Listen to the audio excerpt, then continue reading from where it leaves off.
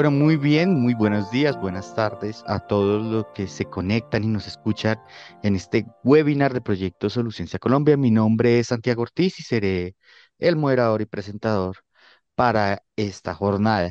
En primer lugar, me gustaría agradecerles por su presencia en este sexto y último webinar de nuestra serie Soluciencia Colombia, que está organizada por el Instituto Francés de Investigación para el Desarrollo.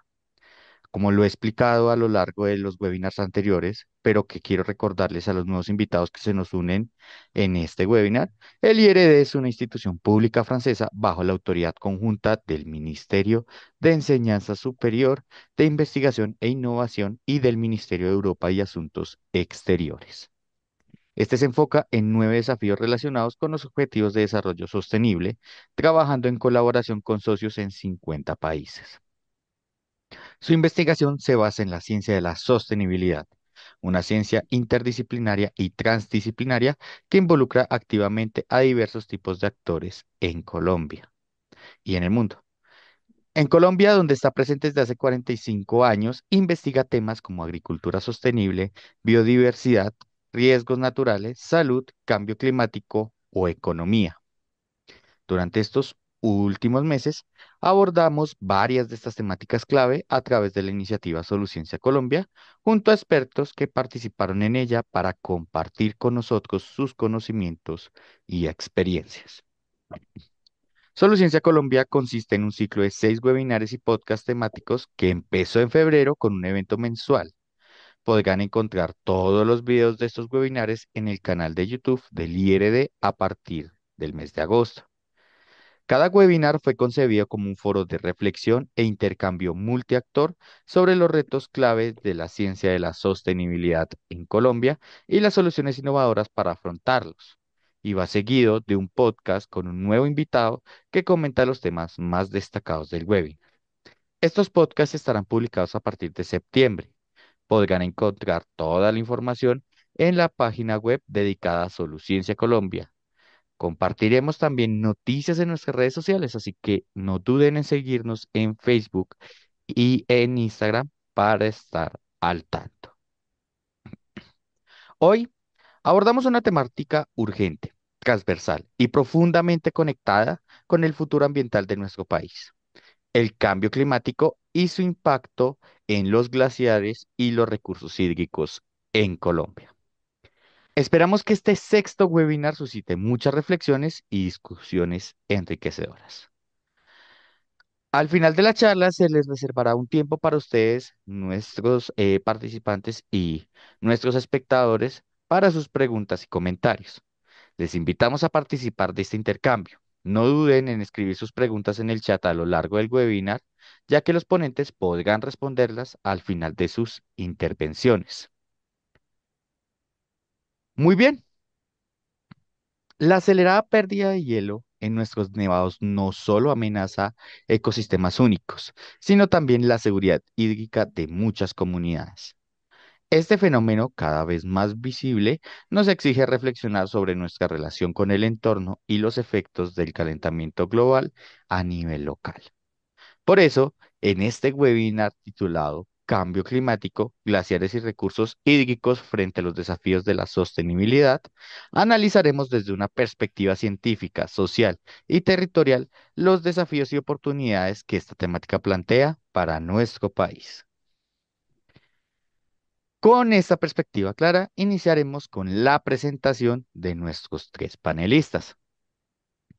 Iniciamos con Benjamín Quesada. Él es climatólogo, profesor asociado y director del pregrado de Ciencias del Sistema Tierra de la Universidad del Rosario, con maestría y doctorado en Ciencias Climáticas del Instituto Pierre-Simon Laplace en Francia y postdoctorado en Interacciones Vegetación-Atmósfera del Instituto de Tecnología de Karlsruhe en Alemania. A través de más de 40 publicaciones científicas, su investigación se centra principalmente en climatología regional, extremos climáticos, impactos del cambio del uso del suelo sobre el clima, el ciclo del agua y el carbono y la educación al cambio climático. Es también coautor del informe internacional del IPCC sobre el cambio climático y la Tierra y del informe de Evaluación Global de la Plataforma Intergubernamental sobre Biodiversidad y Servicios de los Ecosistemas IPBES. Benjamín, muy buenas tardes, bienvenido a este proyecto a Soluciencia Colombia. Me alegra tenerlo. ¿Y cómo está? ¿Cómo ha estado? Buenas tardes, muchas gracias Santiago por la invitación y un gusto estar acá con ustedes, con Jorge Luis y con Estefanía. Muchas gracias a usted por estar con nosotros. Qué placer tenerlo acá. También entre los panelistas contamos con la presencia de Jorge Luis Ceballos. Jorge Luis Ceballos Líbano es ingeniero geógrafo de la Fundación Universidad Jorge Tadeo Lozano, con maestría en geografía de la Universidad Pedagógica de Colombia. Servidor público en el Instituto de Hidrología, Meteorología y Estudios Ambientales del IDEA, dedicado a estudiar los glaciales colombianos desde hace 3 décadas. Representante por Colombia ante el Servicio Mundial de Monitoreo Glacial, el WGMS, por sus siglas en inglés, entidad suiza que recopila y divulga información sobre el estado de los glaciares en el mundo. Representante por Colombia ante el Grupo de Nieves y Hielos del Programa Hidrológico Intergubernamental para América Latina y el Caribe de la UNESCO, el PIGLAC, y docente de la Universidad del Rosario en Bogotá. Jorge Luis, muy buenas tardes. Igualmente, bienvenido a este proyecto de Soluciencia Colombia. ¿Cómo está? ¿Cómo está? No, muy bien. Muchas gracias por la invitación a ustedes a participar para hablar de estos hielos terrestres. Gracias. A usted, Jorge Luis, por estar con nosotros. Muchísimas gracias. Y finalmente, pero no por último, contamos con la presencia de Estefanía Ángel. Estefanía Ángel Villanueva es politóloga colombiana, radicada en Francia, con experiencia en gestión de proyectos, sostenibilidad y educación. En Glacier Nation Converse, Blancas impulsa una visión global, liderando estrategias de movilización de recursos y fortalecimiento de comunidades en la protección de ecosistemas de alta montaña. Además, acompaña la implementación de soluciones tecnológicas y el desarrollo de competencias digitales. Su trayectoria entrelaza impacto social, financiamiento internacional y la articulación entre lo local y lo global para enfrentar la crisis climática desde el territorio. Estefanía, muy buenas tardes, bienvenida a este proyecto Soluciencia Colombia. ¿Cómo ha estado? Gracias, Santiago. Todo muy bien, muy contenta de empezar este espacio con todos ustedes. Igual que nosotros, muchísimas gracias por estar acá. Con estas presentaciones podemos dar inicio a nuestro conversatorio. Muy bien, empiezo con Benjamín. Benjamín, ¿cuál es el estado de los ecosistemas hídricos en el país? ¿Qué se proyecta para ellos en el futuro? ¿Y qué herramientas científicas existen actualmente para monitorear los cambios en los recursos hídricos y glaciares? Bueno, pues Santiago, primero decir que hay varios tipos de ecosistemas hídricos en Colombia en general, ¿sí? Entonces los de agua dulce, todo lo que es ríos, lagos, lagunas, pantanos. Humedales en general o glaciares, como va a hablar Jorge Luis y Estefanía, pero también agua salada, ¿no? No hay que olvidar lo que Colombia es casi mitad mar, océanos, mares, arrecifes de corales también pueden ser considerados ecosistemas hídricos, ¿no? Entonces en Colombia pues ya sabemos que albergan mucha biodiversidad, el segundo, tercero, dependiendo del mundo. Y también hablamos mucho de Colombia como un país anfibio, ¿no? Entonces, un cuarto del territorio en Colombia puede ser considerado humedal o zona húmeda. Hay hasta 50.000 humedales en todo el país. Es como 10% de todas las especies de anfibios conocidas a nivel mundial que se albergan en Colombia, también en Brasil. Y en estos dos países justamente tenemos las tasas más importantes de anfibios en problemas.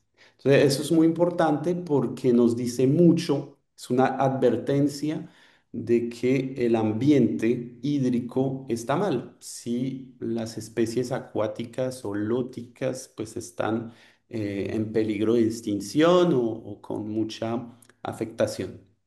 Entonces, para responder a tu pregunta, pues tenemos un estado bastante preocupante en Colombia. Si nos vamos hacia el Magdalena, por ejemplo, tenemos el tema de la deforestación, de las represas, tenemos la agricultura, la minería ilegal, que han generado millones de hectáreas afectadas, hasta 40 millones, estamos hablando en la cuenca del río Magdalena.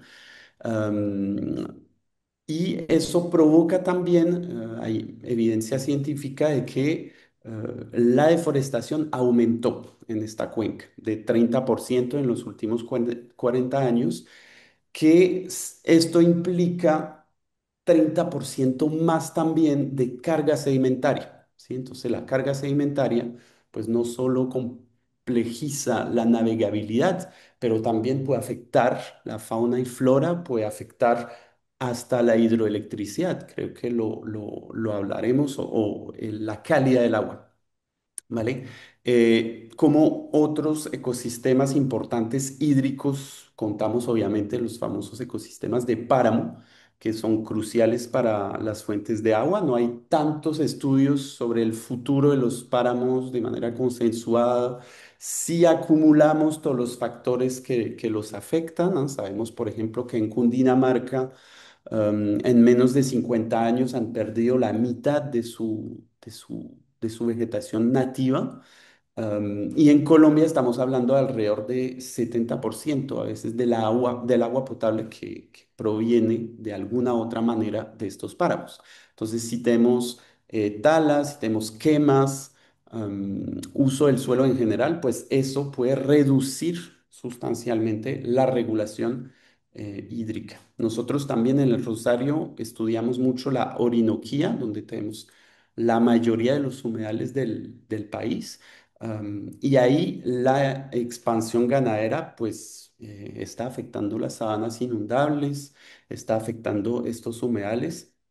Entonces, hay varios factores que afectan, como lo veremos, la biodiversidad y el cambio climático. Por ejemplo, siendo climatólogo, es solamente una partecita de lo que afecta como biodiversidad acuática. Finalmente, preguntaste cómo estamos también a futuro, pues estamos viendo que los modelos climáticos e hidrológicos están previendo estrés hídrico creciente durante las épocas secas en Colombia. También mayor variabilidad, y por lo tanto falta de previsibilidad del recurso hídrico. Eso lo vimos, por ejemplo, en Bogotá durante el racionamiento. Eso es solamente un abrebocas de lo que podría pasar a futuro. Creo que también tocaré este tema.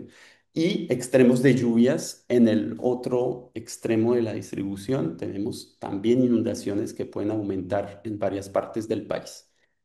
Solo para acabar, nosotros en la Universidad del Rosario estamos liderando unas investigaciones, entonces mostramos, solo para dar un orden de magnitud, que cuando estamos hablando de agua en Colombia, es muy importante tomar en cuenta que la deforestación a nivel subregional, digamos un departamento, es tan importante como el cambio climático. Nosotros vimos en algunas zonas del Caribe, por ejemplo, que el cambio climático lo que hace es aumentar en estas zonas el nivel de agua que precipita, que cae del cielo, pero la deforestación reduce esta cantidad de agua disponible porque es como una esponja de agua que desaparece.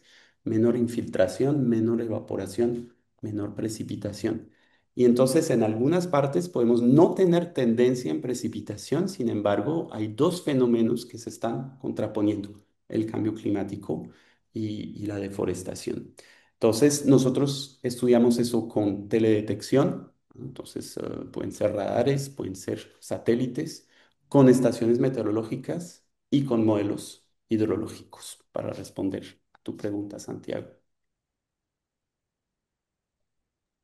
Muy bien, Benjamín, muchas gracias. Bueno, qué interesante que parte de lo que se ha vivido acá en Bogotá con lo que fue el racionamiento puede ser una pista o una consecuencia de lo que está sucediendo con los glaciares, con los sistemas hídricos y pues esos dos elementos tan densos como es el cambio climático y la deforestación están combinándose para lograr pues un pequeño desastre que estamos empezando a ver y que ustedes están empezando a analizar con sus herramientas.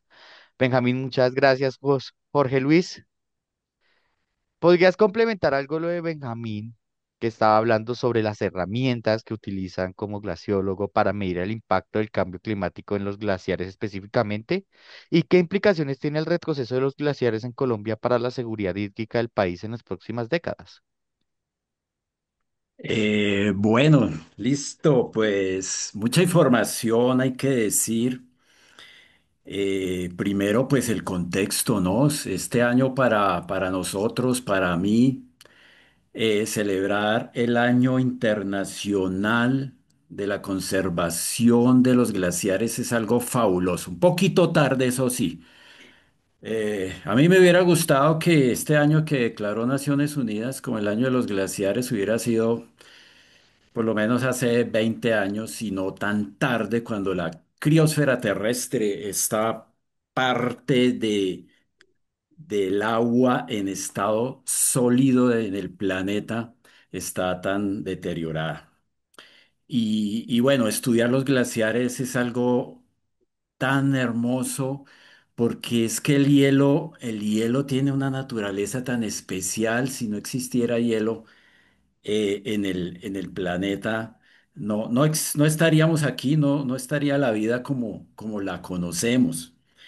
En todo el mundo hay unas técnicas muy bonitas, pero todos así tengan muchos recursos. Hay que estar en contacto con los glaciares, hay que tocarlos. Hoy día, por ejemplo, la tecnología nos permite estar en la oficina y conocer cómo está funcionando el glaciar. Es impresionante. Como ustedes saben, en todas las ciencias, la tecnología ya nos invadió. Desde el espacio, nosotros monitoreamos los 6 pequeños glaciares que tenemos. Cada vez es más difícil a través de los satélites porque son tan pequeños que ya los satélites no nos dan el detalle. Y cada vez hay generaciones de satélites más detallados, eh, pero son más costosos. Combinamos estas estrategias satelitales o estas herramientas con el campo, ir a terreno, a sentir el hielo. Entonces tenemos sobre 2 glaciares colombianos muy diferentes, uno más alto, otro más bajito, la Sierra del Cocuy cerca de Venezuela y el otro en la alta montaña del eje cafetero, un glaciar próximo a extinguirse, más bajito. Vamos a terreno y tenemos unos sensores, algo así como una acupuntura. Tenemos ahí clavados unos sensores muy económicos que se hacen, esa tecnología se hace en todo el mundo, en la Antártida, en los Alpes, en los Andes, en Alaska, en la Antártida, que es calcular cuánto gana y cuánto pierde un glaciar en un periodo determinado. Eso es fundamental hoy en día para estudiar los glaciares. Entonces, los glaciares pueden estar en 3 condiciones. O ganan masa, aumentan, o pierden masa, que es lo que está ocurriendo hoy en la mayoría de los glaciares del planeta, o están en equilibrio, que esos son muy poquitos, o sea, no ganan ni pierden. Pero la gran mayoría nos está mostrando el desequilibrio de la criosfera terrestre de los glaciares con el clima. O sea, nosotros los glaciólogos, lo que hacemos somos traductores de lo que dicen los glaciares. ¿Y los glaciares qué nos están diciendo? Que este clima no es para ellos, no están dadas las condiciones desde hace varias décadas, ojo, no es algo reciente, y que tienen que cambiar de estado, sólido a líquido. Y estos glaciares, que es la enseñanza que yo día a día en la Universidad del Rosario también a los estudiantes, ojo, estos glaciares son únicos en el planeta, estos glaciares que yo llamo más que tropicales, le pongo el otro apellido grande que es glaciares ecuatoriales, que eso es algo rarísimo hoy día en el planeta tener, aún en estas montañas por encima de los 4.800 todavía tener hielo es algo fabuloso. Y los glaciares no son importantes para la seguridad hídrica en Colombia. Nosotros hace unos 12 años hicimos un estudio de cuántas personas de verdad en Colombia dependen del agua de los glaciares. Directamente, no hay. Alrededor de más o menos entre 5.500 y 6.000 personas, campesinos, campesinas, dependen del agua combinada del páramo y de los glaciares.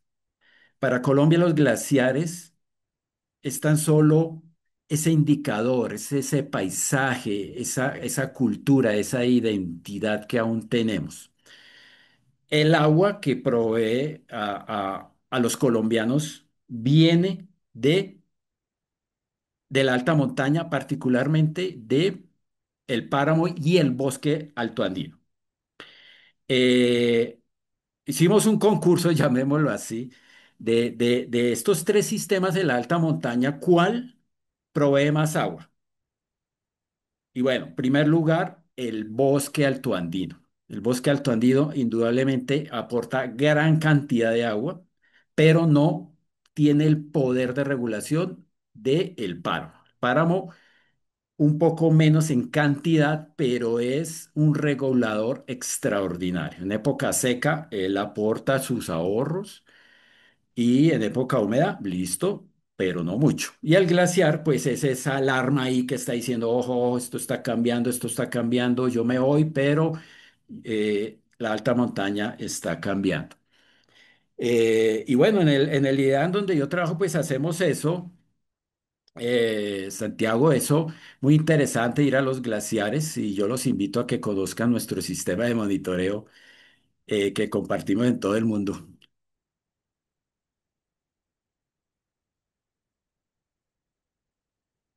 Sigue. Claro, Jorge Luis, claro, muchísimas gracias. Es muy interesante cómo nos cuenta de ese estudio de que realmente cuál es la dependencia del agua de que produce el glaciar y cuál es ese cuidado que deberíamos pues analizar de que vamos tarde. Y creo que eso es una de las reflexiones que hemos tenido a lo largo de los webinars en todos los temas y es siempre vamos tarde. Hay temas de urgencia, este no es la excepción.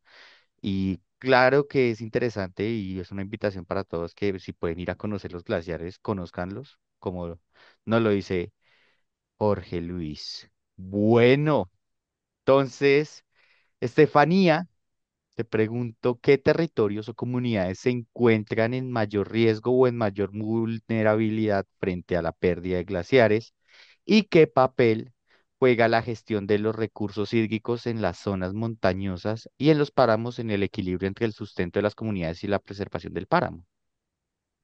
Sí, bueno, Santiago, yo creo que algo que precisó muy bien Jorge ahorita es cómo los glaciares, pues para Colombia no son los principales proveedores del recurso hídrico, ¿cierto? Y creo que esto es algo muy importante de entender en términos también regionales, ¿cierto? Si estamos hablando de un país como Perú, por ejemplo, estamos hablando que el 60% de su población depende de ese recurso hídrico de los glaciares. O cuando hablamos de Bolivia, entre un 20 a 30% depende del mismo, ¿cierto?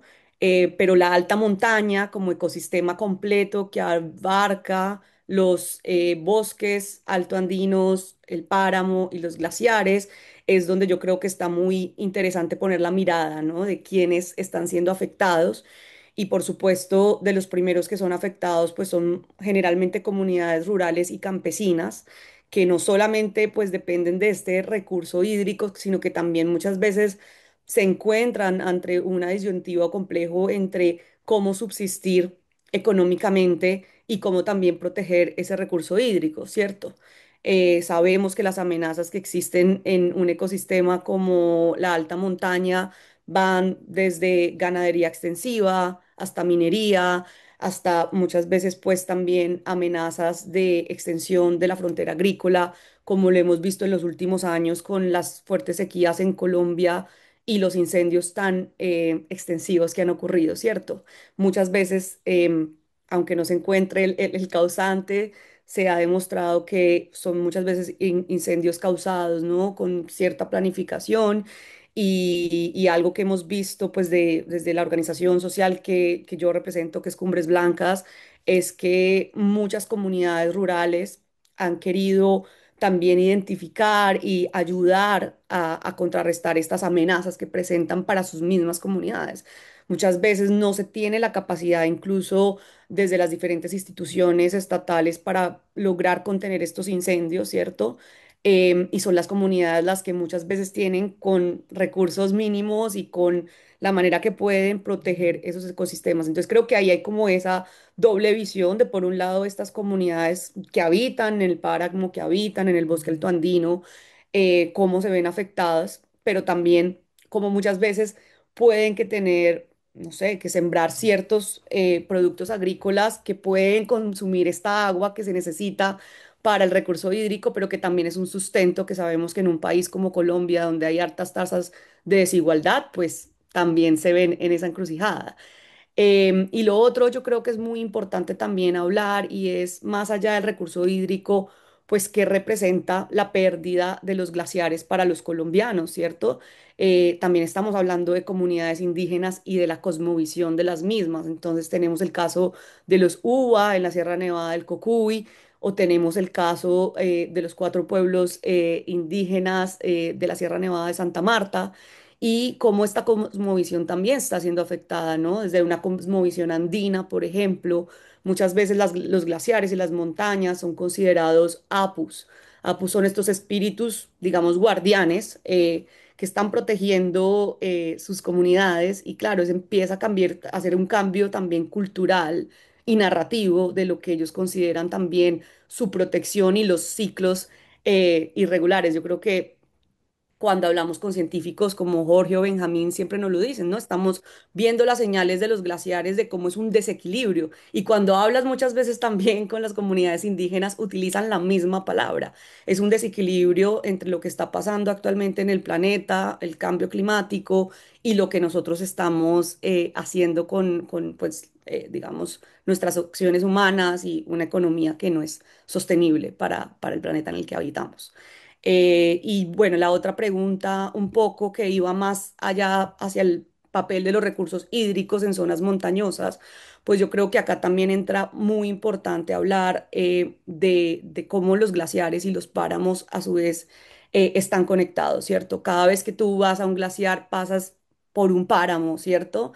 Y yo creo que ese caminar, ese recorrido de pasar de bosque alto andino a páramo, a glaciar eventualmente, es importante que los colombianos entendamos cómo funciona un páramo, ¿no? Y cómo estas grandes esponjas naturales actúan para capturar la humedad, filtrarla y posteriormente que lleguen a los caudales de nuestros ríos. Muchas veces esta información es difícil que llegue como a todas las comunidades o a toda la sociedad porque creemos que solamente ciertas personas deben conocer sobre esto. Yo no soy científica, valga aclararlo, entonces también yo he aprendido con Jorge, he aprendido con todos los científicos que he conocido alrededor del mundo, como Heidi Sevestre, que es una gran glacióloga acá en Francia, y hemos aprendido durante más de 6 años al lado de los científicos y son personas que muchas veces creemos que no están al alcance de nosotros, pero están ahí, ¿cierto? Para enseñarnos, para comunicar, como este webinar.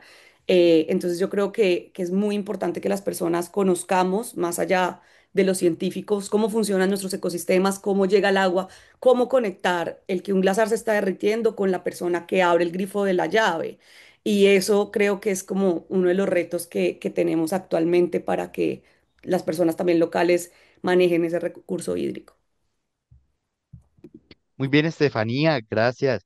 Qué importante es lo que nos has comentado de las narrativas culturales, perdón, cómo se le nombran a las montañas de los Apus y este aprendizaje que debemos tener sobre los glaciares, que están ahí, pero que ellos hablan, que nos comentan desde la manera científica, como lo pudiste comentar con Benjamín y Jorge Luis, o desde la propia manera ancestral con esas narrativas que se tienen en las propias comunidades. Creo que es algo y es un aspecto muy importante. Bueno, Benjamín. Vamos con la segunda parte llamada desafíos y es cuáles son esos principales desafíos para conservar o adaptar los ecosistemas hídricos en un contexto de cambio climático acelerado que estamos viviendo.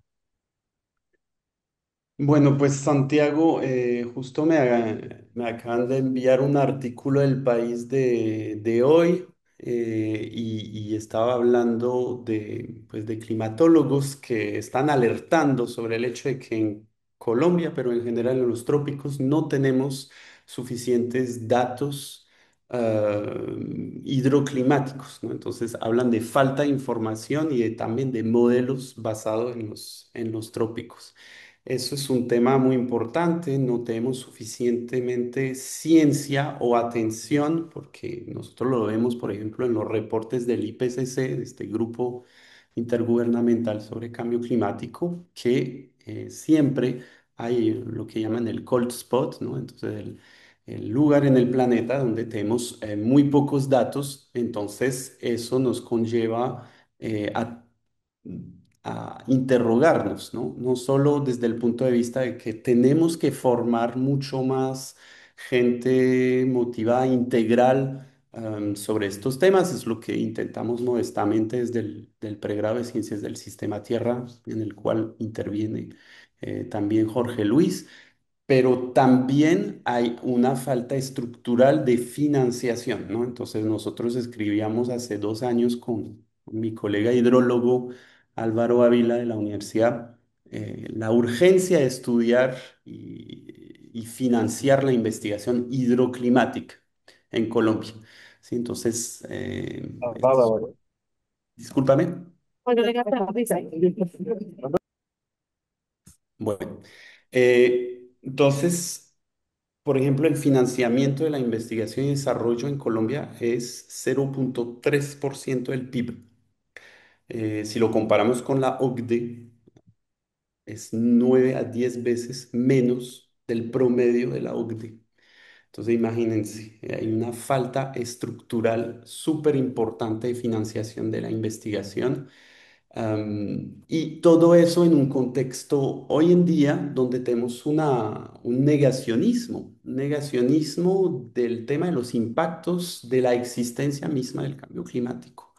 Lo vemos al más alto nivel. Estoy en este momento en un seminario en Europa sobre educación al cambio climático. Acabamos de enterarnos que Estados Unidos se retiraba también de la UNESCO. Entonces, nosotros aquí haciendo educación al cambio climático, cuando pues se están rompiendo los termómetros para que finalmente no se pueda ni siquiera hablar del tema, ¿no? Y lo que dice también el artículo del país que recomiendo, que se llama Investigadores que estudian el cambio climático, ven una injusticia científica, es que justamente cuando hay menos ciencia, pues hay un riesgo para la integridad humana. Cuando uno, como dirigente de un país, no invierte en la ciencia, por ejemplo, de pronóstico de huracanes, que es lo que está pasando, pues está poniendo de frente a toda su población a que tenga todas las consecuencias mortales de los huracanes. Y eso lo podemos generalizar pues a todos los ecosistemas hídricos. Si no cuidamos los ecosistemas hídricos, nos enfrentamos a racionamiento de agua, de electricidad, a temáticas pues de falta de resiliencia socioeconómica que puedan conllevar a la vida misma, ¿no? Entonces, eso me parece muy importante. El artículo habla de que más ciencia salvará vidas y pues yo estoy bastante convencido de eso. Para volver también al tema de los desafíos, yo pienso que obviamente en Colombia pues tenemos una gobernabilidad o una gobernanza que puede ser débil en algunos casos. Lo vimos en particular con el tema con Providencia. donde hubo este huracán y pues todas las lluvias que arrasaron con la isla y todavía cuesta entender cómo no se ha reconstruido pues mayoritariamente. Podríamos hablar también de la Mojana, que tiene débil presencia, atención del Estado hasta hace muy poquito, con problemas de seguridad, donde hubo unas catástrofes literalmente enormes a nivel humano, perdón. Podríamos hablar también de estas sentencias que hay de la Corte, donde el derecho ambiental en Colombia es muy productivo, muy efervescente, por decirlo así. Sin embargo, la implementación de la sentencia, por ejemplo, del Río Atrato, pues se está haciendo esperar. Entonces hay retos también de implementación de la institucionalidad frente a, a la protección de estos ecosistemas hídricos.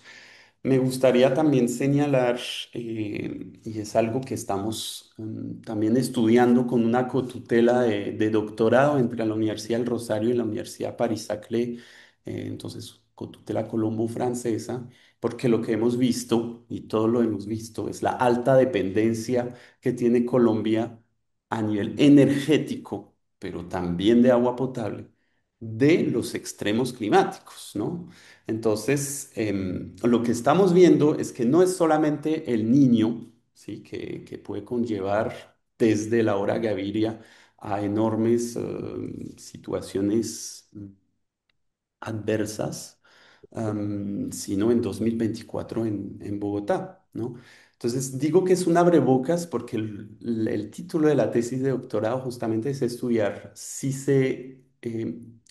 si convergen unas situaciones donde tenemos el niño, el tema del cambio climático, la sedimentación en los embalses, que no solo dependen de las lluvias, sino también del uso del suelo. Imagínense una deforestación, una zona deforestada. Pues, obviamente el escurrimiento, cuando cae la misma cantidad de lluvia, conlleva mucho más sedimentación en los embalses, lo cual daña las turbinas, pero también reduce el volumen útil del embalse, ¿sí? Entonces, si combinamos el niño, cambio climático, sedimentación, deforestación y de pronto decisiones técnico-políticas, pues vamos a tener mucho más puntos de ruptura.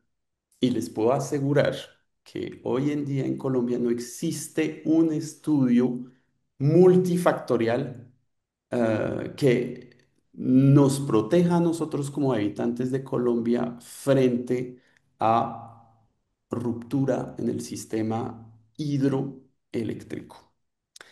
Entonces, eso es algo que pues intentamos también enfrentar y donde lanzamos la alerta desde antes de que se diera el racionamiento, obviamente, ¿sí? Entonces, 70% del país de la electricidad se hace a partir de estos embalses. Eso me parece un desafío enorme.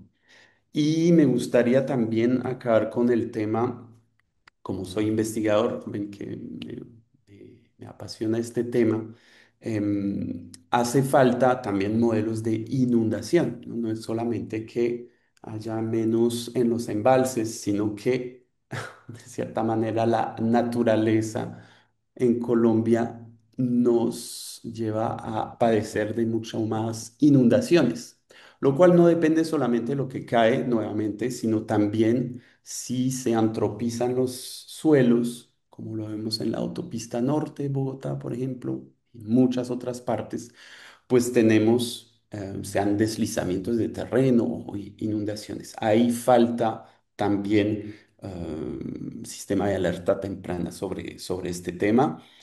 Y el tema de las soluciones basadas en la naturaleza, pues también debería haber un financiamiento dedicado, ¿no? Entonces, sean los manglares, sean los árboles para retener esta sedimentación. Parques Nacionales hizo un estudio, pero tocaría ampliarlo de que conservar zonas enteras del país se puede cifrar incluso en plata, desde un punto de vista meramente económico, se puede cifrar en reducción de mantenimiento de la turbina, por ejemplo, o reducción del mantenimiento del embalse, porque hay menos sedimentos. Y ojo, la sedimentación en Colombia es entre 0,5% 1% de reducción de volumen útil por año. Imagínense, es un tema realmente muy subestudiado y me parece un desafío importante para la integridad misma de los colombianos. Bueno, Benjamín, muchos desafíos, desafíos complejos, desafíos que nos ponen a pensar muchísimo en el aspecto hídrico del país y que nos deja con ese sensador que dice, hay mucha tarea por hacer, pero creo que lo importante es tener la motivación para seguir con esas tareas y poder lograr unos mejores números y un poquito más de alivio o tranquilidad, pero que es un reto un poquito más alejado. Jorge Luis, ¿qué papel juega o debería jugar el conocimiento local, comunitario o ancestral en la comprensión de esos desafíos? Bueno, Santiago, una pregunta compleja. Estos desafíos que tenemos son grandes, pero bueno, yo veo, mira, un poco antropocentrista la pregunta, en el sentido de que queremos es adaptar todo a el ser humano, sin pensar cómo funciona la naturaleza. Sí, ese egocentrismo, ese pensar solo en nosotros, pues nos tiene como mal. Eh, Pensando en eso, yo recordé ayer justamente una frase que se acuñó en la década de los setentas del siglo pasado y que yo quiero promover acá. Cuando estaba en la universidad, un profesor nos la enseñó y nos explicó de qué se trataba. Y fue muy famosa en en los ochentas, que era que debemos, ante estos problemas ambientales, pensar globalmente, pero actuar localmente. Rescatemos esa frase. Hay fenómenos globales que nos están cambiando todo. La criosfera terrestre, ya sabemos que los glaciares se están derritiendo. Pero si actuamos localmente, si le damos la importancia de las dinámicas comunitarias y locales, podemos impactar. A veces creemos que yo, o como personas individuales, no, pero es que si yo ahorro agua, pero estamos desgastando, los demás están gastando mucho. Sí, entonces yo para qué ahorro si eso es un mínimo, pero si todos pensamos así, pues no vamos a hacer nada. Si lo comenzamos desde lo individual, lo colectivo, el barrio, la cuadra, la vereda, la municipalidad, así escalando podremos dar esa sostenibilidad y afrontar mejor ese desafío. ¿Sí? Los glaciares, pues no los podemos conservar. Qué pena decirlo, pero a los glaciólogos se nos está acabando el trabajo, en especial los glaciares ecuatoriales. Vamos a hacer unos contadores de historias. No los podemos conservar. Hay tecnología, sí. Ahorita vamos a hablar de ese, cómo vamos a ser creativos o innovadores. Porque la física, la química, etcétera, nos da unas soluciones en papel, en teoría, pero aplicarlas está difícil, conservar los glaciares. Tenemos que no adaptar es a la gente, no que los ecosistemas se adapten a nosotros. Eh, en el Día Internacional de los Glaciares, el 21 de marzo, un científico me dejó impactado, un científico inglés me dijo que tardaríamos un siglo para que el clima se estabilice. Imagínense. Entonces, algo muy lento que las próximas generaciones y estas, pues van a asumir de forma diferente. Pero en todo esto, Sí, claro, las comunidades juegan un papel importante, eso lo sabemos, lo ancestral, lo comunitario, lo reconocemos, pero no estamos actuando. Eh, en el IDAN, entonces, un grupo de jóvenes nos dijo, bueno, ¿qué hacemos ante esto? Porque eran un grupo de jóvenes entre 20 y 30 años que nacieron con la Internet, saben que es cambio climático y nos asociamos con ellos para que participaran en nuestros monitoreos, entendiéramos qué está pasando con los glaciares. Ellos hacen medidas muy básicas y eso es una forma de adaptarnos. Eh, y por último, pues yo qué quisiera decir, ¿no? Repetir esto, hay que actuar localmente con base en lo que ya sabemos. Y un diálogo ahí increíble, ¿no? Primero, que la tecnología nos va a solucionar todo, pero a la misma vez estamos pensando en lo ancestral, en recuperar lo ancestral, ¿no? Lo retro, entonces, lo que decían nuestros bisabuelos y abuelos de cómo usar el agua, por ejemplo. Pero la tecnología también nos habla del futuro que vamos a tener. Entonces hay dos polos ahí que no son contradictorios, ¿sí? No son contradictorios.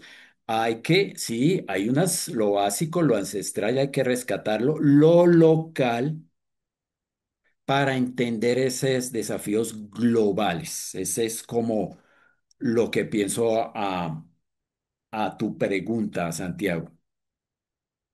Cambio. Mm, Bueno, Jorge Luis, es algo muy complejo. Escuchar esas reflexiones que pueden ser crudas, pero que son realistas a final de cuentas, que uno dice un siglo para que el clima se estabilice, los glaciares ya no van a volver, ustedes digan, no, nos vamos a volver, somos contadores de historias, que se les están acabando el trabajo. Es complejo, es muy duro pero es atraer a la realidad a que otras personas sean conscientes de que si hacemos un cambio podemos mejorar las condiciones. Estefanía, ¿qué brechas identifica en términos de educación, sensibilización o acceso a la información climática en Colombia? Y pues desde su experiencia en educación, ¿cómo se puede fortalecer la conciencia pública sobre la desaparición de los glaciares y su impacto en los territorios? Bueno, ok. Primero las brechas, pues yo creo que una de las más importantes y la hemos mencionado acá es esa como muchas veces falta de transmisión entre la comunidad o la comunicación científica y las personas del común, ¿no? Creo que es algo que cada vez que voy a un evento como la COP o la UNOC recientemente, la Conferencia de los Océanos, me doy cuenta un montón, ¿cierto? Se supone que son espacios en los cuales estamos invitando a la sociedad civil a atender y muchas veces estas personas terminan un poco desgastadas y no terminan volviendo en el resto de días porque no entienden mucho de lo que estamos hablando en los paneles. Em, yo creo que uno de los ejemplos que me ha gustado usar mucho en los últimos meses es sobre la meta de los 2 grados que tenemos a nivel climático, ¿no? Entonces el IPCC y mucha de la comunidad científica nos mencionan sobre la meta de que no podemos pasar estos 2 grados a nivel planetario. Y para una persona del común dice, bueno, 2 grados, pero hemos tenido más temperatura, ¿no? Se puede significar eso a nivel planetario, ¿no? Comparamos la temperatura corporal o la temperatura que hace en el clima a lo que pasa a nivel planetario y no podemos hacer una escala. Y simplemente esa, que es uno de los puntos de comunicación que más hemos repetido en los últimos años, no está llegando como debería llegar, ¿cierto? Y entonces lo que hace es un efecto en las personas de desconexión y no la conexión que necesitamos para que actúen. Entonces yo creo que ahí hay un reto de que toda esta información científica pueda estar en formatos más accesibles, ¿cierto? Debemos reconocer la realidad de cómo los jóvenes y cómo las personas se comunican actualmente es muy diferente a cómo lo hacíamos antes, ¿cierto? Ya el libro o la biblioteca no es la primera fuente para ir, es el internet, son las redes sociales, el spam de atención de un joven promedio o incluso de nosotros como adultos no dura más de 2 minutos y eso hace que llegar a comunicar algo tan clave que va a impactar la vida de millones, pues sea importante y tenemos que, yo creo que ahí ser muy curiosos, por un lado, de comprender otro tipo de audiencias y por el otro ser creativos en las maneras en las que comunicamos este tipo de información que a veces puede ser muy densa, ¿cierto? Yo creo que ahí también hacernos preguntas, ¿no? Por ejemplo, a un chico en Ciudad Bolívar que no entiende qué está pasando con los glaciares, cómo les explicamos qué es una tasa de desglaciación, ¿no? O qué significa la criósfera. Muchas veces yo la incluso llego a nombrar en espacios en los que pueden ser personas universitarias, ¿no? Y no llega todavía. Entonces ahí eso es muy importante. Otra, creo que hay un tema de desconfianza en las instituciones, sobre todo cuando estamos hablando de instituciones gubernamentales frente a la sociedad civil o también muchas veces del sector privado en conversación con el gobierno, ¿no? Y esta falta de confianza también genera que muchas veces cuando una persona representante de un gobierno va a explicar algo, no tenga la misma resonancia porque simplemente hay prejuicios, ¿no? Que tenemos establecidos por diferentes razones. Entonces, ahí esa articulación interinstitucional, hacer puentes de colaboración entre las instituciones gubernamentales, entre la academia, entre la sociedad civil, pues es un ejemplo, ¿no? Nosotros tres, pues representamos eso, representamos diferentes sectores de la sociedad y creo que entre más colaboraciones podamos hacer y proyectos en conjunto, también podemos, pues digamos, enfrentar estos retos que tenemos. Y creo que hay un aspecto que no se menciona mucho y es el aspecto de la salud mental también. Me acuerdo hace unos años hicimos un curso en la Universidad de los Andes, que Jorge fue profesor, junto con Mariana Matija, que es una activista ambiental, y unas personas de Cumbres Blancas que pues estábamos dirigiendo todo, y hablamos de la ansiedad climática, ¿no? Y cómo la crisis climática se conecta con las emociones que hay actualmente de estrés, de ansiedad, de no saber dirigir lo que está pasando, de a veces querer evadir esa realidad para no asumir que estamos ante una crisis climática urgente e inmediata. Y creo que el efecto que hace muchas veces solamente centrarnos como en estas cifras o en lo que está pasando actualmente en el mundo, pues genera a veces más rechazo que aceptación. Entonces, ¿cómo hacemos esa justa medida entre comunicar la verdad, ¿cierto? Y las cifras y los resultados que encontramos en terreno, a la par de decirle a las personas, pero bueno, esto no es un llamado a la desesperanza, no es un llamado a paralizarse, es un llamado antes a la acción, a la esperanza y a trabajar en conjunto por proteger lo que nos importa, que es pues estos ecosistemas en los que habitamos y queremos proteger. Y por el otro lado, cómo fortalecer la conciencia, pues yo creo que un poco lo he mencionado, pero pues la educación para mí debe ser territorial, emocional y comunicativa integral, en el sentido de lo que decía de hablar desde diferentes maneras y creativas, dejar digamos, de solo comunicar de determinada manera porque creemos que estamos en determinado sector, ¿sí? Entonces, bueno, se hizo una tesis doctoral, no sé. Ok, está la tesis doctoral y la necesitas para pasar el doctorado, pero ¿cómo hacemos para que esa tesis doctoral la comuniquemos también por TikTok o por Instagram? O cómo hacer pequeños cápsulas de video y poder llevarlas a los territorios y que también en los territorios puedan entender lo que está sucediendo y puedan narrar también sus historias, porque creo que si escuchamos también más, como decía Jorge, a esas comunidades locales, vamos a entender muchos de los fenómenos que están pasando y decir, ok, yo tengo esta data y además, pues la observación y el conocimiento de estas comunidades me está diciendo también esto, ¿no? Y esas dos correlaciones creo que son muy importantes de hacerlas. Entonces, para mí eso es lo más importante, articularnos, ser creativos y comunicarnos más entre educadores, científicos, comunidades, políticos y artistas. Y escuchar, porque sí, también creo que eso es lo más clave, la escucha atenta para poder, pues, trabajar en conjunto ante estos desafíos. Bueno, Estefanía, muchísimas gracias. Qué brechas tan grandes, tan diferentes. Son muy importantes tenerlas analizadas, tenerlas halladas e identificadas, porque uno de los pasos para lograr corregirlas es primero hallarlas, es primero tenerlas. Y me quedo mucho con el concepto de la ansiedad climática, que casi nadie lo ha dicho y es la primera vez que lo escucho. Y el llamado a la acción antes que a la desesperanza es algo que deberíamos tener muy en cuenta. Bueno, muchísimas gracias, Estefanía. La siguiente pregunta es para los tres. Me gustaría que terminaran el orden. Obviamente, yo sé que cada uno lo va a decir desde su enfoque. Entonces la voy a decir y vamos a ver quién inicia.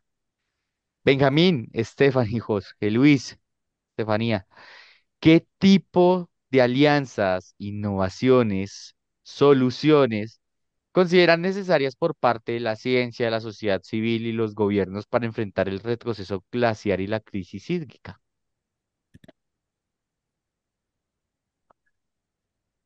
Bueno, pues si quieren yo empiezo. Sí, también, Santiago, coincido en que este tema de la ansiedad climática es muy importante. Justamente, como lo dije, estoy en un seminario de educación al cambio climático. Tuvimos todo un día sobre la ecoansiedad.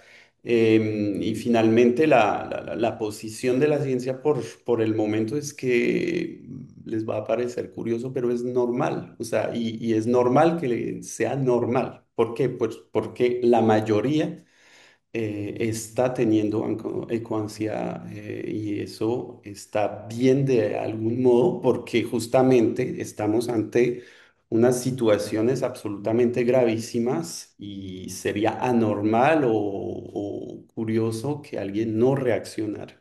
Entonces, es una reacción también hasta evolutiva, es una reacción de interés, de preocupación, pero también se suma la impotencia, ¿no?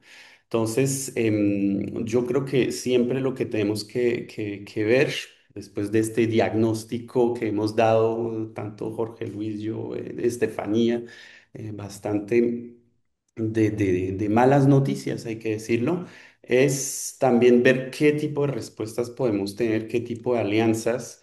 Y pues para responder a tu pregunta, Santiago, nos ha funcionado bastante bien las alianzas entre ciencia, sociedad, como lo mencionaba Estefanía, a veces gobierno asociativo. Lo que llama MinCiencia es la famosa cuádruple hélice.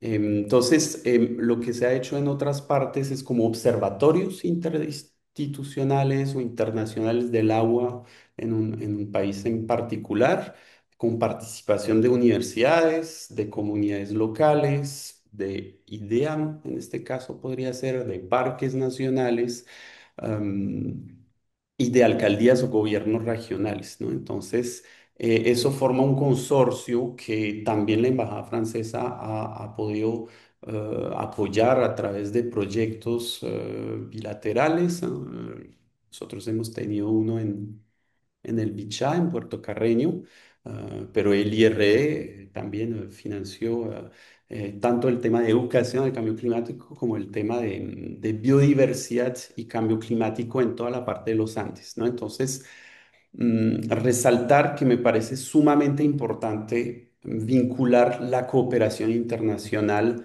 en estos consorcios para darle también importancia pues mundial, ¿no? Porque al fin y al cabo aquí estamos protegiendo ecosistemas que son importantísimos para los colombianos, pero para el mundo, ¿no? Entonces, eso es muy importante. También no olvidar el tema del Acuerdo de París que prevé unas medidas de compensación, ¿sí? Entonces está claramente escrito que los países del norte son los más responsables del cambio climático históricamente, y tienen que compensar, tienen que devolver a través de financiación de la adaptación al cambio climático, por ejemplo. ¿M? Y esto les parecerá seguramente curioso, pero no se ha hecho. ¿M? De la suma que está prevista en el Acuerdo de París, la mayoría, estoy diciendo 80% son préstamos. Pero es que el préstamo no es una donación, no es una compensación, es una burla, es una literal vergüenza, porque es una cadena adicional para los países del sur, Y eso pues hay que señalarlo también. Finalmente, pues a mí me parece importante poder, hemos visto, hacer coproducción de conocimiento, entonces investigación que llegue a la gente, como lo dijo muy bien Estefanía, que implique a la gente también, entonces no llegar de manera vertical, sino tener en su proyecto la parte de qué necesidad realmente tiene la comunidad y nosotros como experticia, pues obviamente no podemos arreglar absolutamente todos los problemas, pero ver dónde está la intersección, en lugar de llegar, no sé, con paneles fotovoltaicos, pues porque hay que poner electricidad, pero no es la prioridad que tiene la gente, ¿sí? Pongo un ejemplo. Finalmente, algo que sale un poco de lo que hemos podido escuchar es el tema de servicios climáticos, que de hecho el IDEAM tiene esto como bandera, pero no se ha fortalecido lo suficiente. Me parece no solo un concepto, sino es una realidad en muchos países, el hecho de que tanto a la sociedad como a las sociedades, las compañías, se les pueda prestar servicios de qué va a pasar en su territorio, pero también qué va a pasar con sus productos. Obviamente unas empresas donde hemos identificado, no sé, cultivos o pan o arepas, donde hay una sensibilidad al clima, ¿sí? Eso es un tema absolutamente inexplorado en Colombia, lastimosamente, y lo vamos a necesitar. Necesitamos planes de adaptación al cambio climático en los municipios de las comunidades. Eso necesita, obviamente, un diagnóstico bueno, pero también el sector privado pues va a necesitar y va a poder también invertir en eso para poder ver cómo el cambio climático está afectando sus actividades, lo cual conduce a tener mayor resiliencia para nosotros en términos socioeconómicos. Entonces me parece un tema que hay que plantear también como soluciones. Muy bien, Benjamín, gracias. Qué bueno es ver estas análisis y estos elementos que nos pueden llegar a conseguir unas soluciones y pues también mirar que las soluciones que estaban planteadas no están cumpliendo. También llegar a ese análisis de qué está sucediendo. Bueno, Jorge Luis, Estefanía. Bueno, no, primero Estefanía, yo después, ¿no? Sigue Estefanía. Bueno, em, mm, a ver, yo creo que las soluciones, pues, obviamente estamos ante un reto enorme que muchas veces sentimos que nos desborda, pero bueno, un poco para hablar también desde la sociedad civil y desde lo que, por ejemplo, hacemos en organizaciones como Cumbres Blancas. Creemos que el arte y la creatividad ha sido muy importante para nosotros, digamos que desde el principio nos soñamos como en hacer un libro que lanzamos hace varios años, en el cual recopilamos más de 50 entrevistas a diferentes personas. Creo que los dos estoy, Jorge, estoy segura, pero Benjamín creo que también. Y fue también un recorrido artístico en el cual mostrábamos a través de fotografías, de fotógrafos talentosísimos y de la narración de literatos cómo podíamos combinar la ciencia con también un recorrido poético, digamos, por nuestros ecosistemas de alta montaña. También para nosotros, pues ha sido muy importante las redes sociales, claramente, traer a científicos que al principio nos decían, por ejemplo, Robert Heftodd, que es uno de los expertos más grandes, ecuatoriano, bueno, de origen de Países Bajos, pero viviendo en Ecuador, y al principio le daba muchísima pena hablar ante cámara y ahora viene con una curiosidad del páramo cada 2 semanas y cómo eso ha ido conectando también a los científicos con otras maneras de comunicar, pero también a las personas de escucharlos de diferentes formas. Y si bien nosotros empezamos también con esta conciencia de llevar el mensaje sobre los glaciares, nos dimos cuenta también de esta importancia de los páramos y estamos enfocados en actividades de restauración. Tenemos una red nacional de viveros de alta montaña que hemos podido hacer con la comunidad científica, con campesinos, con comunidades locales. y que ha servido también como un motor para mover la economía local, ¿cierto? Un poco lo que hacemos es aliarnos, bien sea con grants internacionales o con fondos o con empresas privadas, para que en lugar de hacer las típicas, digamos, ir a plantar un árbol y luego no sabes qué pasó con ese árbol o si el árbol era una especie nativa que debía ir ahí, más bien invertir en un vivero de alta montaña que cuenta pues con todos los protocolos. Queremos cada vez más pues fortalecer esta red. Entonces, yo creo que eso en términos de cómo la sociedad civil puede también contribuir, unir esfuerzos, y para nosotros siempre es importante que todos los actores estén representados. Me gusta ver a Cumbres Blancas como un puente, ¿cierto? En el que podemos unir diferentes sectores y hacerlos conversar, si de pronto muchas veces no habían conversado. Y tenemos historias así muy interesantes. Por ejemplo, me acuerdo de una, Ana María Giraldo, la primera mujer colombiana en llegar al Everest, que ahorita está a punto de volver a hacer, bueno, de completar su reto de las 7 cumbres. Fue al nevado que queda en Papúa Nueva Guinea, uno de los últimos también tropicales. Jorgito, no me acuerdo el nombre, pero ahorita de pronto tú lo dices. Y cuando ella fue, em, llevaba muchos años ese glaciar sin ser monitoreado, porque hay un tema con una minera, la minería a cielo abierto más grande del mundo, que está ahí y que tiene todos unos temas de dinámicas sociales. Y lo que hicimos fue conectar al glaciólogo que estaba en Indonesia y a ella, y ella pudo tomar unas fotos que no habían existido en muchos años para el glaciólogo. Y la única manera de determinar cómo había avanzado ese derretimiento glaciar. Entonces, mi invitación es a que, si bien a veces estos datos suenan un poco difíciles, y que pueden generar esta inconsistencia que hablábamos, que como decía Benjamín, es un proceso normal, que es normal sentir dolor por lo que estamos perdiendo, pero que también mi invitación es que escojan una causa. No tiene que ser los glaciares, no tiene que ser la alta montaña, puede ser los manglares, puede ser los océanos, puede ser una especie de pez, de ave, pero creo que debemos cada uno comprometernos con alguna causa que nos mueva, porque también eso es lo que nos hace despertar cada mañana. Y pensar que hay formas diferentes de hacer las cosas, y que podemos entre todos encontrar soluciones innovadoras a los problemas que tenemos actualmente. Muy bien, Eh, muchísimas bueno. gracias, Estefanía. Jorge Luis.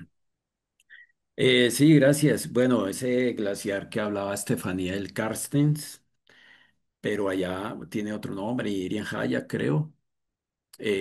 Sí, ahí la Indonesia, en la isla de Nueva Guinea, será el siguiente país después de Venezuela en quedarse sin glaciares. Según los pronósticos del glaciólogo de allá, eh, el próximo año ya no tendría glaciares Oceanía.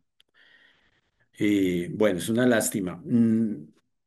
Soluciones e innovaciones. Yo pienso que a veces la palabra innovación nos lleva a la tecnología y no necesariamente.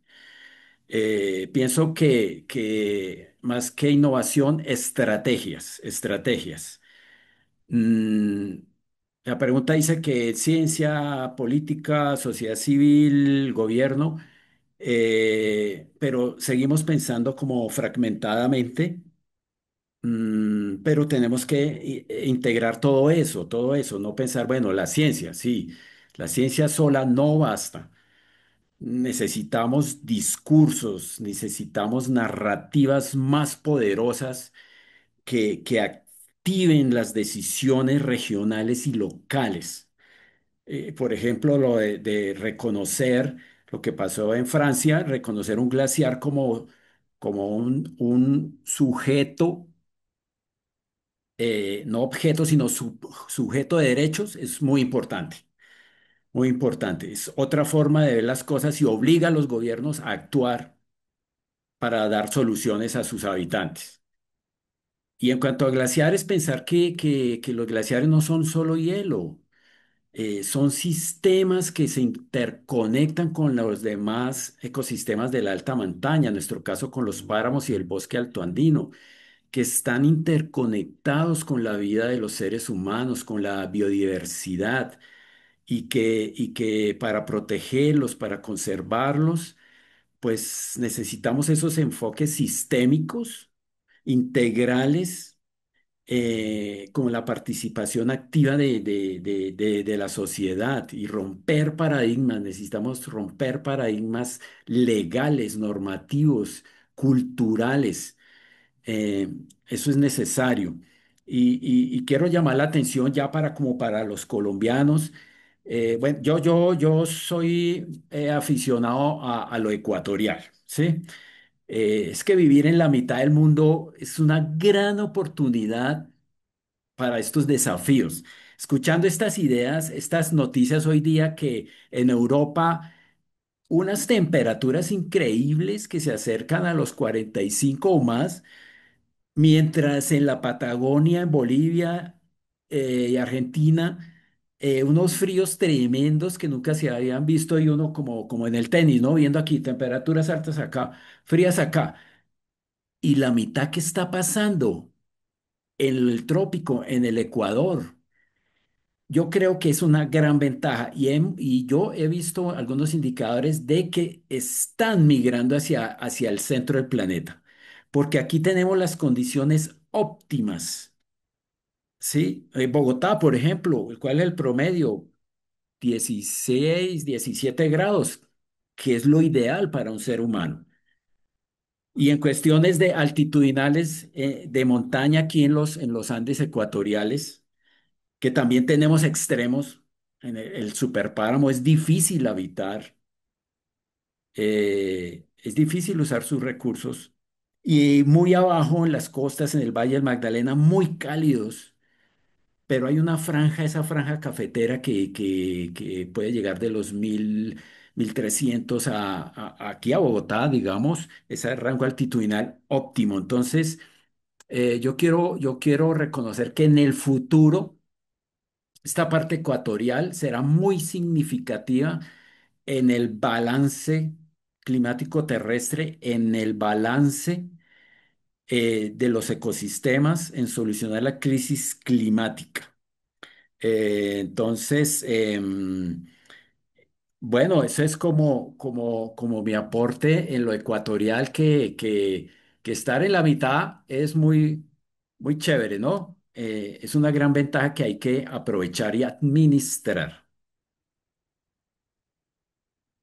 Gracias. Bueno, Jorge Luis, muchas gracias por darnos este enfoque y darnos este elemento de comunicación y este elemento de análisis para un futuro de que estamos en el sitio, en el mejor sitio, en donde no nos vamos a congelar y tampoco nos estamos cocinando, sino que estamos en serio en el mejor sitio en el que podemos vivir y que tenemos que cuidar y que tenemos que unirnos a tener un diálogo unido como sociedad, no en diferentes sectores, sino como sociedad. Bueno, muy bien, muchísimas gracias. Estamos finalizando este conversatorio y ahorita con los 15, 20 minutos que nos pueden quedar, les invitamos entre los participantes del público a hacer sus preguntas. He visto que ya tenemos unas preguntas listas para nuestros participantes. Entonces recuerden que tienen dos formas. eh, ambas a la mayor brevedad. Pueden escribir sus preguntas en el chat o pueden levantar la mano para que les demos el acceso a que ustedes nos cuenten sus preguntas y su contexto. Intentaremos responder al mayor número posible de sus preguntas en el tiempo que nos queda. eh, y les pedimos, por favor, que sus preguntas sean concisas y les agradeceríamos que nos indiquen su actividad para entender desde qué punto de vista están formulando su pregunta. Muy bien. Entonces, vamos a empezar con la sección de preguntas. Jem, Jean-Baptiste Meyer les pregunta, hola, gracias. Se nos pide siempre a nosotros los científicos comunicar mejor, simplificar nuestros mensajes y ser buenos pedagogos. En realidad, la falla en comunicación viene del sector político. Dicen que el cese es importante, pero no ponen al frente reacciones a la medida del problema. De allí la opinión pública se tranquiliza diciéndose que el problema de pronto no es tan grave si los responsables no le dan prioridad y nos hunden ellos así todas nuestras estrategias. Parece que no es una pregunta, sino que es un comentario que se está dando. Si te No parece, sé. puedo poner una cucharada acá. Claro, Benjamín, adelante. Bueno, primero pues saludar a Jean Baptiste porque él va a supervisar también un estudio conmigo de educación al cambio climático y género, justamente. Entonces, un saludo a Jean Baptiste, quien es investigador del IRE. No, pues totalmente de acuerdo. De hecho, Em, ¿cuál es en la práctica la diferencia entre un negacionista climático que al final niega el problema del cambio climático y no va a hacer nada contra el cambio climático y alguien que dice, sí, sí, me interesa mucho, es un tema absolutamente de importancia, pero no va a hacer mucho tampoco? Pues en la práctica casi que es más honesto es un poco provocativo, pero digamos que las consecuencias son las mismas, ¿no? Entonces, el climatoinmovilismo es absolutamente destrozador o demoledor para la ciudadanía. Y aquí voy a un punto fundamental, que es la cooperación condicional o temáticas de justicia procedural que viene de las ciencias sociales, de la psicología medioambiental. Yo trabajé con psicólogos justamente en educación al cambio climático, entonces me han hablado de estos temas. En la práctica, ¿qué es? Si uno pregunta a la ciudadanía, bueno, ¿usted está en capacidad de ayudar al medio ambiente, a pagar más para la gasolina y tal? Pues el apoyo va a ser mucho menor que si se condiciona a la actuación real de los políticos. Es decir, si se pregunta o si se actúa desde una ejemplariedad política, una ejemplariedad de los líderes. Si los líderes son ejemplares, es muy probado en la ciencia de que la ciudadanía podría actuar mucho más de manera favorable. Es el ejemplo, hay varios ejemplos en Francia sobre el impuesto carbono, entonces eso lo hicieron, aceptarían mucho más un impuesto carbono los franceses si está acompañada o acompañado, perdón, de ejemplos concretos de compromiso de los políticos. El tema de los chalecos amarillos, también, si se mira realmente, hubo sondeos, no están en contra de la ecología, pero dicen, a ver, o sea, ¿por qué me piden a todos hacer a mí los esfuerzos si los aviones de los ministros salen vacíos? ¿Sí? Esta cooperación condicional es fundamental y la percepción que tiene la gente de la justicia de las leyes en su país, eso es la justicia procedural, ¿no? Entonces, eso es algo que hace falta, porque es una medida de mitigación y adaptación fuerte. Si los líderes que elegimos son fuertes y, digamos, cumplen lo que dicen en materia ambiental, pues vamos a bajar la huella carbono de manera súper eficiente, porque la gente va a retomar algo de confianza. Entonces, es lo que quería decir al comentario de Jean Baptiste, que me parece muy pertinente. Bueno, muy bien, Benjamín, gracias. Tenemos una pregunta en el chat de Lina García que nos dice lo siguiente. Desde mi oficina en Manizales tengo la oportunidad de ver los volcanes nevados del Ruiz y del Santa Isabel, que están perdiendo su masa glacial.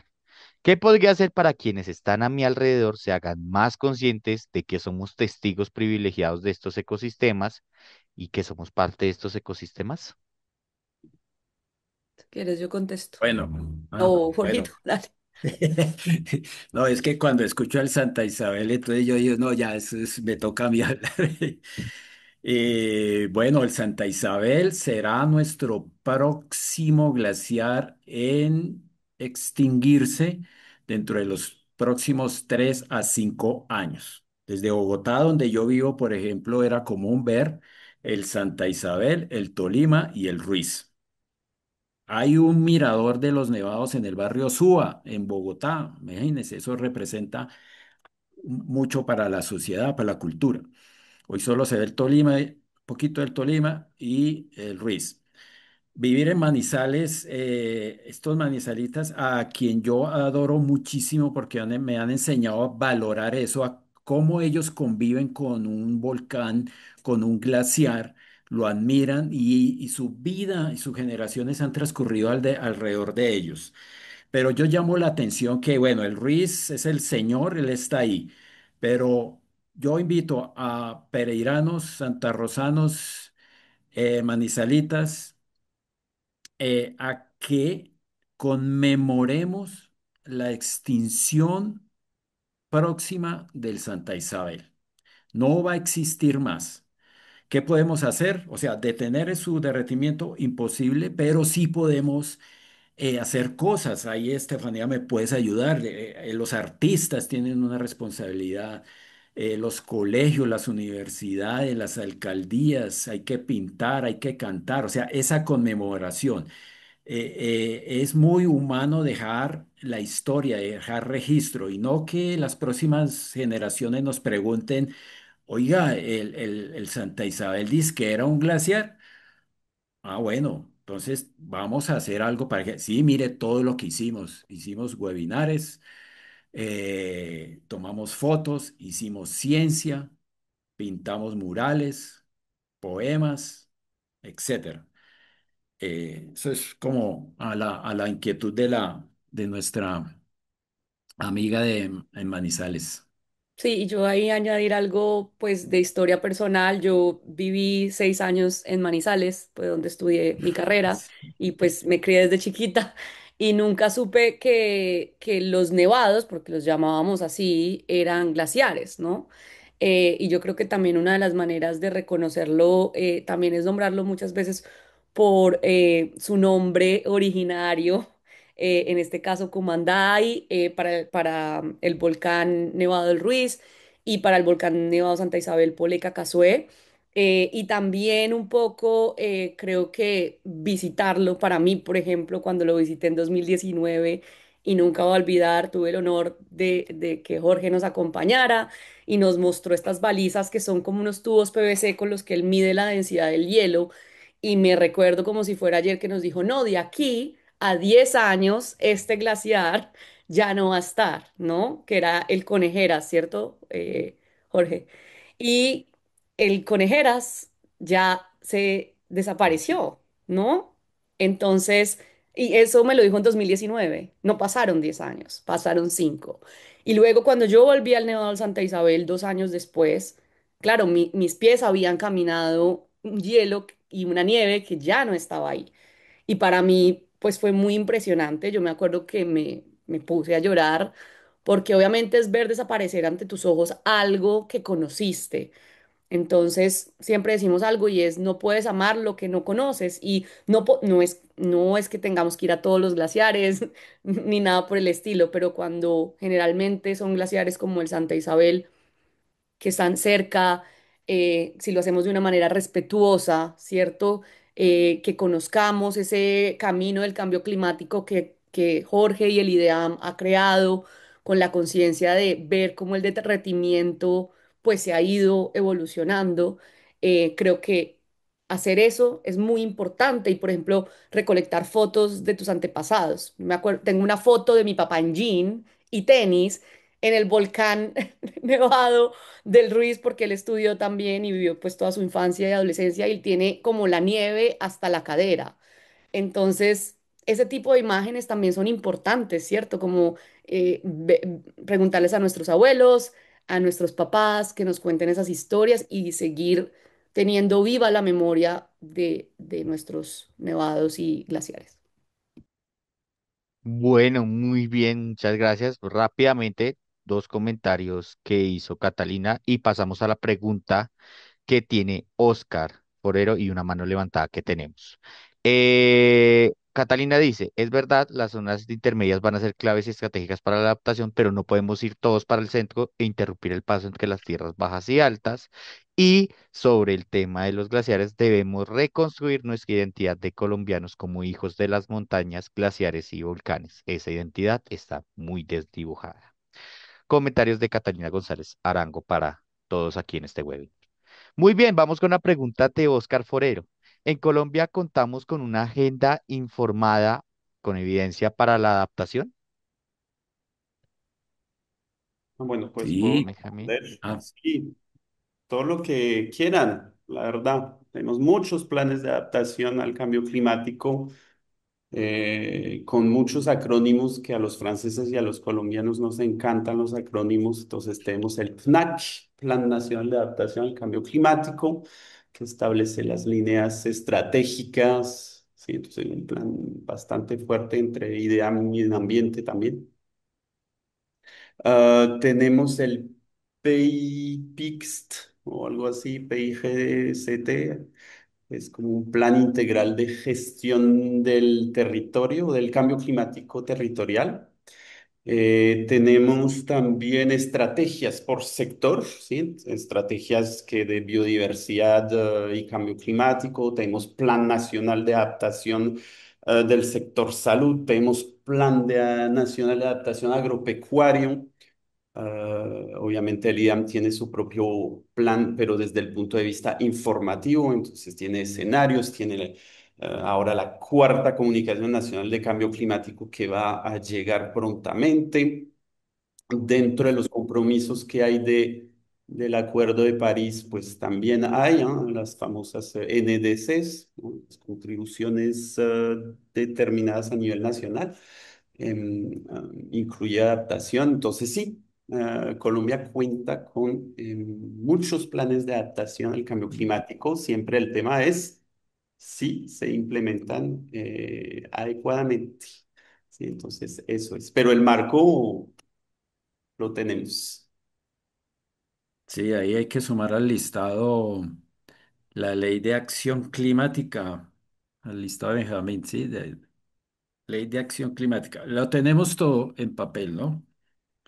Y ahí vamos de a poquito implementando. Bueno, muy bien, muchísimas gracias por sus respuestas. Tenemos una mano levantada de César. Por favor, reiteramos que la pregunta sea lo más sintética posible. Muchas gracias, César. Sí, muy buena tarde para todos, para todas las que me cuentan.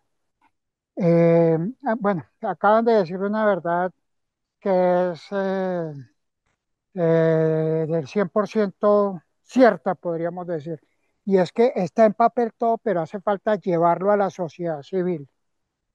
Algo que estamos necesitando urgentemente es que haya mucho más compromiso de la academia, de los cooperantes internacionales y de todos aquellos que están diseñando estas políticas públicas, estos lineamientos estratégicos para que el tema del cambio climático llegue a la sociedad civil y principalmente a los niños, que es a los que hay que llevar a que hagan el cambio. Ya nosotros es muy difícil que lo hagamos.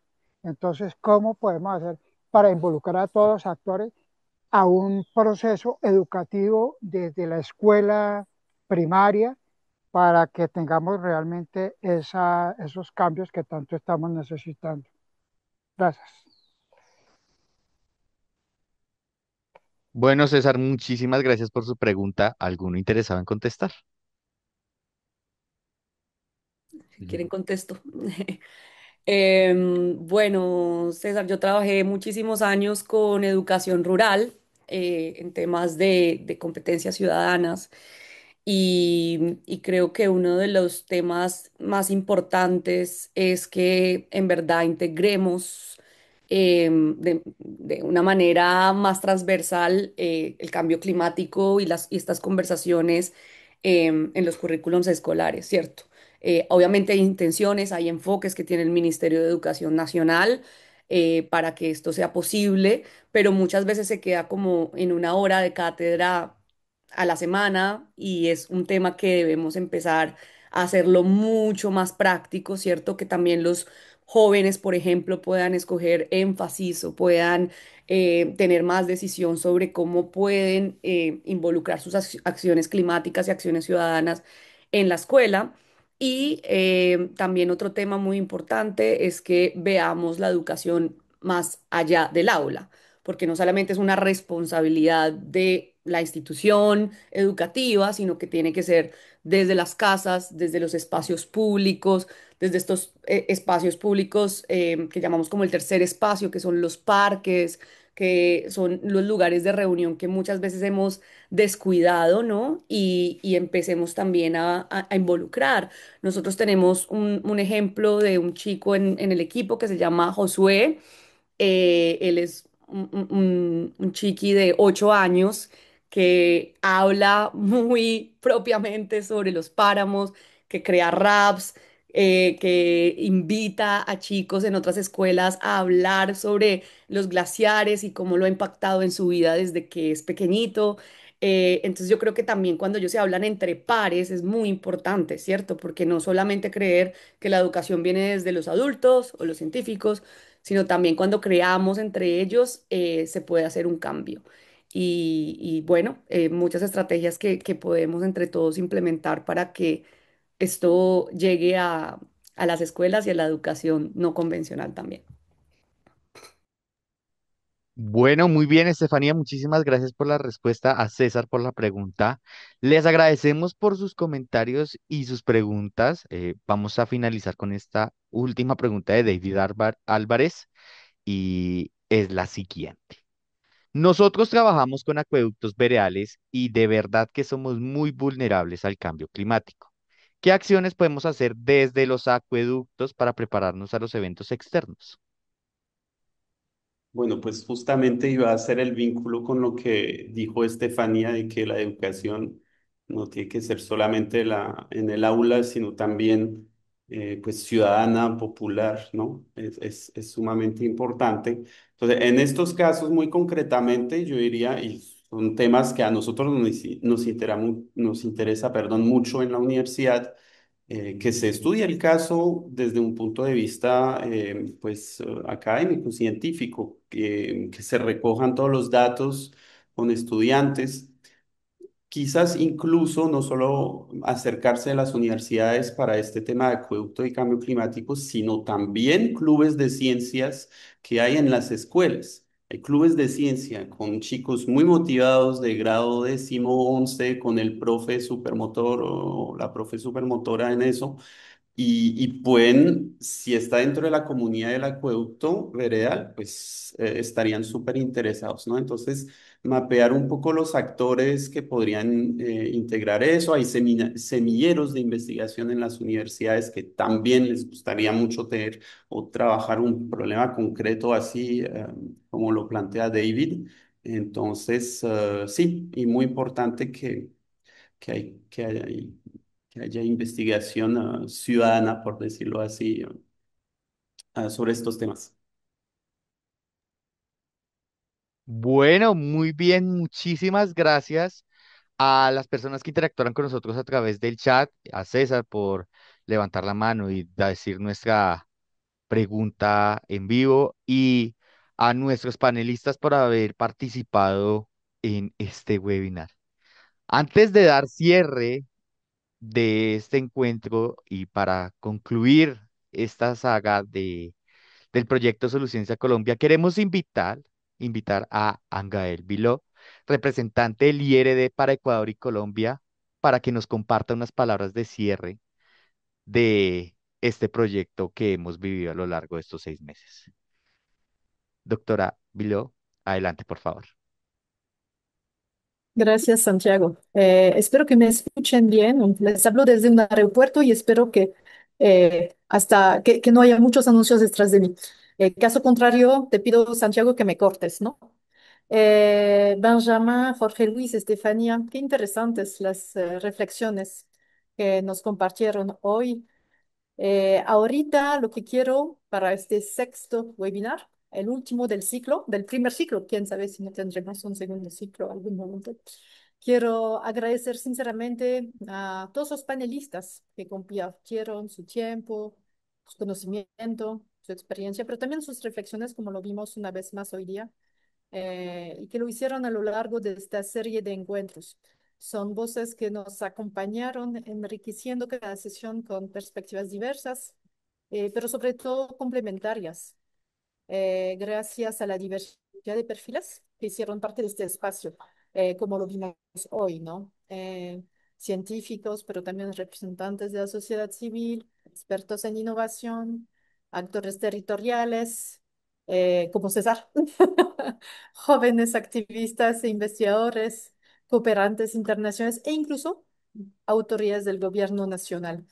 No voy a citar todos los socios académicos que nos acompañaron, pero fueron bastante socios académicos, pero también eh, nuevos socios, tal vez, personas que y, y organizaciones con las que no habíamos tenido contacto antes de este Soluciencia Colombia y esperamos que también quisiera mencionar que esos webinars permiten eso, ¿no? Tener la participación de ponentes ubicados en diferentes partes del país, de Colombia entonces, pero también de Europa. Gracias también a los que nos acompañaron desde distintas regiones del país y del mundo, por la audiencia que tuvimos desde Colombia, sí, pero también Ecuador, Perú, Venezuela, Bolivia, México, Costa Rica, Argentina, Puerto Rico, Francia, Estados Unidos, Alemania, Italia, Nueva Zelanda, Países Bajos. Eso es muy raro, que de tantos países nos hayan ubicado y finalmente acompañado, pero eso da tal vez una otra noción de la audiencia que podríamos tener. Y entendiendo que me escuchan mal, solo quiero decirles que este ciclo de webinares ha cumplido realmente con uno de los objetivos que teníamos, más bien dos.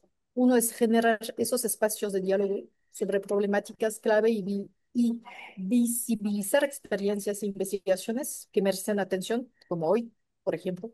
Pero también este ciclo de webinars nos ayuda a construir la hoja de ruta del IRA en Colombia y eso es lo que también nos importa, es decir, crear una hoja de ruta de investigación, de innovación en el país, pero apoyándonos en todas esas expertices y identificando gracias a esos webinars los temas a priorizar.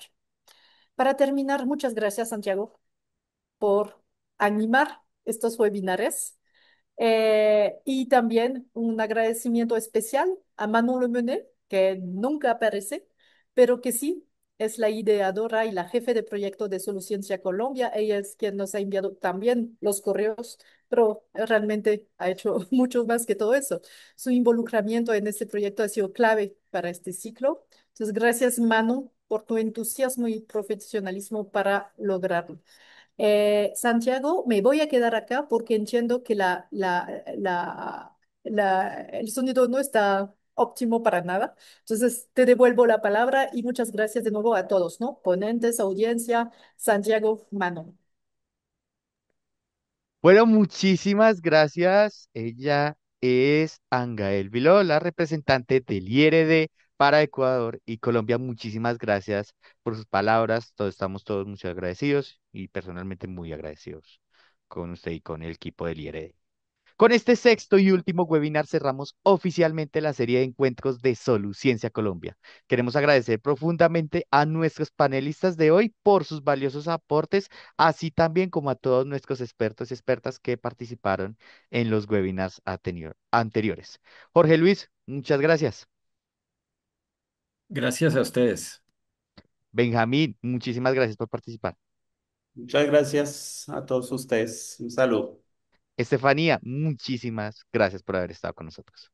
Muchas gracias y fue un espacio enriquecedor para todos. Muy bien, también extendemos nuestro agradecimiento al público que nos acompañó en vivo a lo largo de toda la serie y a quienes se unieron en el camino. Les recordamos que todos los webinars estarán disponibles en nuestro canal de YouTube a partir de agosto, por si desean volver a verlos o descubrir los que se hayan perdido. A partir de septiembre, Solo Ciencia Colombia continuará a través de una serie de podcasts que abordarán las mismas temáticas para seguir profundizando estos temas claves para el país. Les invitamos a seguirnos en nuestras páginas de Facebook e Instagram que aparecerán en el chat para estar al tanto. Además, encontrarán toda la información, los replays de los webinares, los podcasts en nuestra página web dedicada a Soluciencia Colombia. Las personas que hayan asistido en vivo al menos de 4 de los 6 webinars recibirán su certificado de asistencia muy pronto. Muchísimas gracias por su interés, por su tiempo y por su compromiso con la ciencia, la sostenibilidad y el desarrollo del país. Con esto damos cierre a la serie de webinars Solu Ciencia Colombia. Hasta pronto y muchas gracias por acompañarnos.